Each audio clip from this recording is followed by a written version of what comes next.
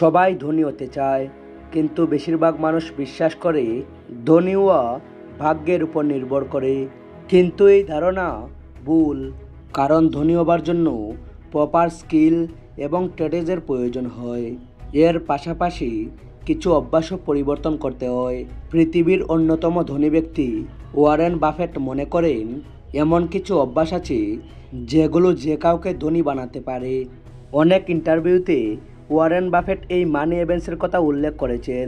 তাই আজকের ভিডিওতে ওয়ারেন বাফেটের উল্লেখ করা এমন 6টা অভ্যাস আলোচনা করব, যেগুলো পালন করতে পারলে আপনি টাকা সঞ্চয় করতে পারবেন, টাকা ইনভেস্ট করতে পারবেন এবং টাকা থেকে আরও বেশি টাকা বানাতে পারবেন।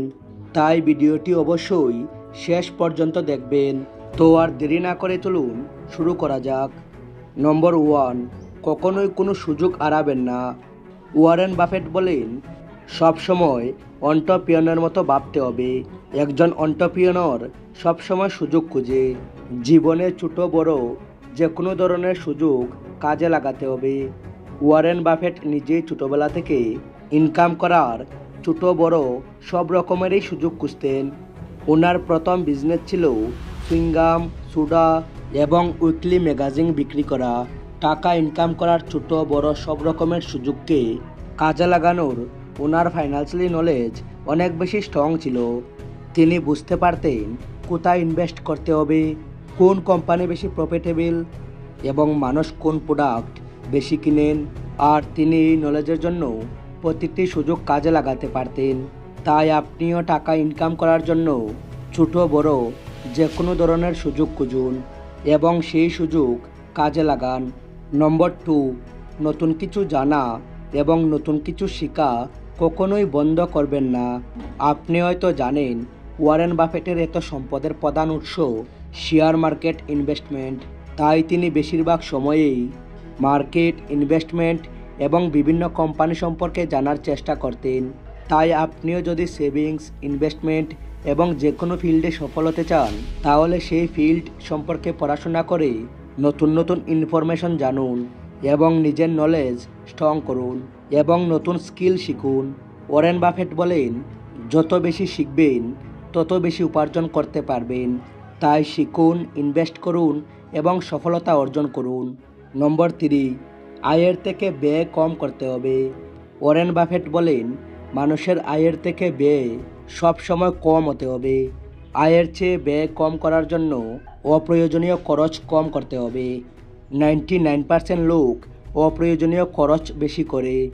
আপনাকে নেসেসিটি এবং লাক্সারির ডিফারেন্ট বুঝতে হবে। মানে আপনাকে বুঝতে হবে কোনটা প্রয়োজন আর কোনটা শখ। আপনাকে মনে রাখতে হবে যে আপনাকে সবসময় প্রয়োজনীয় কিছুতেই ইনভেস্ট করতে হবে। নম্বর 4, সেফটি সবার আগে। যদি মনে করেন বেশি লাভের জন্য বড় ঝুঁকি নেওয়া বোকামির কাজ, তাই আপনাকে সবসময় ফোকাস করতে হবে আপনার মানির সেফটিতে। ইনভেস্টমেন্টে টাকা ডুবে যাওয়ার ভয় আছে।